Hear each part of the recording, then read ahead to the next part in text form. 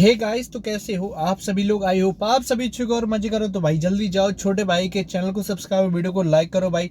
तो आज मैं बात करने वाला हूँ लिटरली कि भाई पेट्रोल इंजन, हालांकि पेट्रोल इंजन आपको पता है कि किस लेवल के पेट्रोल इंजन रहते हैं। अगर पेट्रोल इंजन देखो विदाउट टर्बो भी बहुत अच्छा काम करता है, आप जानते हो भाई। बेशक इनका टॉर्क इतना अच्छा ना होता हो, लेकिन भाई जब ये टॉप एंड में जाते हैं ना भाई, तंगड़े में खिंचते हैं भाई, एकदम से पावर पकड़ते हैं और गाड़ी एकदम से पागल कर देते हैं भाई। और पेट्रोल इंजन आप जानते ही हो, स्पोर्ट्स कार में भी पेट्रोल इंजन यूज होते हैं। अच्छी अच्छी sports bike, super bikes, hyper bikes में भी स्पोर्ट पेट्रोल इंजन यूज होते हैं, ना कि डीजल इंजन।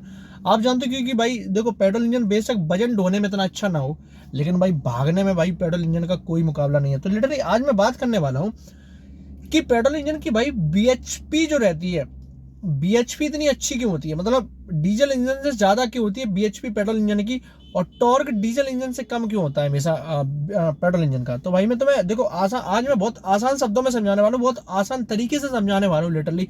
तो एक बार मेरी वीडियो को देखना और समझना मैं क्या समझाना चाहता हूँ। लिटरली आप ऐसा समझ के चलना, मैं गाड़ी के पेट्रोल इंजन की बात कर रहा हूँ फिलहाल, हालांकि ये बाइक में भी अप्लाई होता है। ये सिलेंडर है, ऐसे ही सिलेंडर होते हैं। मैंने सिलेंडर वाली वीडियो बना रखी है, उसमें आप देख लेना सिलेंडर्स कैसे रहते हैं। ये सिलेंडर है, ऐसे करके एक और सिलेंडर, एक और सिलेंडर है, ऐसे ही करके एक और सिलेंडर, 4 सिलेंडर है मान के चलिए आप, ठीक है ना। तो भाई आप मान के चलिए कि ये चारों सिलेंडर हैं भाई, और इनमें एक पिस्टन है। मान के चलिए इसको आप छोटा, इसका डायमीटर कर दो, इसका डायमीटर आप छोटा कर दो, और ये इसके अंदर जा रही है, अप डाउन हो रही है।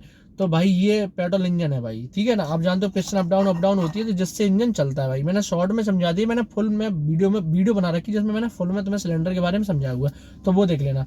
तो भाई जब ये अप डाउन होती है, तो भाई देखो डीजल में भी अप डाउन होती है, लेकिन डीजल में जो कंप्रेशन रेशियो रहता है, स्ट्रोक जो रहता है, वो बड़ा रहता है पेट्रोल के मुकाबले। क्योंकि भाई देखो, ये जो स्ट्रोक रहता है, आपने देखो अच्छे से पढ़ा होगा भाई स्ट्रोक के बारे में।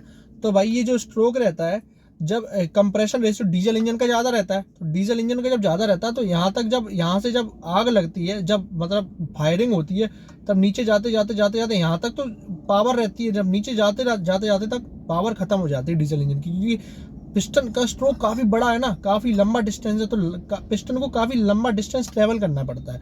अब यही पेट्रोल इंजन में क्या रहता है, पेट्रोल इंजन में स्ट्रोक कम रहता है, कंप्रेशन रेशियो कम रहता है। जब एयर आती है, एयर आई, पिस्टन नीचे गई, इतना पिस्टन नीचे जाती है, क्योंकि कंप्रेशन रेशियो छोटा है, आधा है। यहाँ तक पिस्टन नीचे गई, इसके अंदर की बात करूँ, पिस्टन इसकी इतनी हाफ तक नीचे गई और दोबारा फिर से ऊपर आई, तो कंप्रेशन रेशियो कम है ना। और इसके बाद फिर से आग लग गई, यहाँ से मतलब स्पार्क हो गया, स्पार्क लगे, आग लग गई, फिर से कम पिस्टन इतनी गई नीचे और फिर से दोबारा ऊपर आई। तो भाई कंप्रेशन रेशियो कम है, कंप्रेशन रेशियो कम है, जिससे क्या होगा भाई, कंप्रेशन रेशियो जब कम होगा भाई, और स्ट्रोक की डिस्टेंस कम होगी, पिस्टन डिस्टेंस कम कवर करेगी, तो भाई बीएचपी ज्यादा बनाएगी। लेकिन एक यहीं पे घाटा है, अगर बीएचपी ज्यादा बनाएगी तो इधर टॉर्क नहीं होगी, क्योंकि टॉर्क तो लंबाई से बनता है। जितना ज्यादा पिस्टन नीचे तक ट्रेवल करेगी, मतलब जितना लंबा डिस्टेंस पिस्टन ट्रेवल करेगी, उतना टॉर्क ज्यादा बनाएगी। इसीलिए भाई अपना पेट्रोल इंजन हमेशा टॉर्क में बहुत कम रहता है। आपको फिर से समझाता हूँ, जब पिस्टन है हमारी यहाँ से ये देखो, डीजल इंजन हमेशा ज्यादा स्ट्रोक कवर करता है, मतलब ज्यादा पिस्टन को ज्यादा डिस्टेंस कवर करना पड़ता है। डीजल इंजन को पूरा डिस्टेंस पूरा कवर करना पड़ेगा यहाँ तक, तभी तभी तो वो उसका टॉर्क ज्यादा रहता है। लेकिन यही पेट्रोल इंजन में ज्यादा डिस्टेंस ट्रेवल पिस्टन को करना ही नहीं पड़ता, सिर्फ यहाँ तक पेट्रोल इंजन डिस्टेंस ट्रेवल करता है और वापस फिर लौट जाता है ऊपर के लिए। और फिर भाई यहाँ से इग्निशन लग, मतलब जो स्पार्क रहता है वो हो जाता है, स्पार्क फिर से आग लगती है, तो फिर इतना ही ट्रैवल करते हैं। तो पिस्टन इंजन ऐसे ऐसे चलती है, ऐसे करके ऐसे ऐसे जितनी सारी पिस्टन है, एक एक ये सिलेंडर है, 2 सिलेंडर, 3 सिलेंडर, 4 सिलेंडर है, तो चारों सिलेंडर ऐसे ऐसे चल रहे हैं, ऐसे ऐसे इतनी डिस्टेंस ट्रेवल कर रहे हैं, बस इतनी। और डीजल इंजन पूरी करता है इतनी। अब देखो इसमें टाइम लगा ना, तो इसके आरपीएम कम रहते हैं। डीजल इंजन के हमेशा पेट्रोल के मुकाबले आरपीएम कम रहते हैं, क्योंकि देखो कितना टाइम लग रहा है। देखो एक गया, 1 सेकंड में पूरा एक साइकिल कंप्लीट कर, और एक साइकिल डीजल इंजन 1 सेकंड में 1 साइकिल कंप्लीट कर पाता है। देखो ऐसे, ये देखो यहाँ तक है ना, ये देखो तो ऐसे चलता है डीजल इंजन, ऐसे चलता है। पेट्रोल इंजन क्या रहता है, तो अब जो ऐसे चल रहा है, इसमें टॉर्क तो बढ़ गया क्योंकि स्ट्रोक बढ़ा, डिस्टेंस बढ़ा, और भाई कंप्रेशन रेशियो बढ़ा ना, तो भाई सीधी सी बात है टॉर्क बढ़ गया।